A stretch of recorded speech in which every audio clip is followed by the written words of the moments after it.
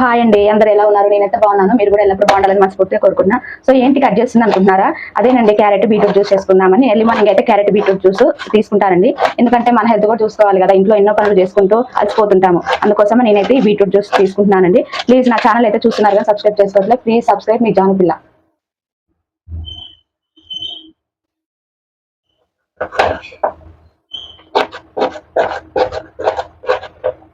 Friends, నేనైతే beetroot carrot cut చేసుకున్నాను.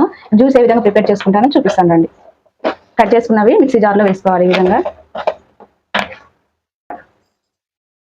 Glass water. Friends, ఈ విధంగా అయితే మిక్సీ చేసుకోవాలి.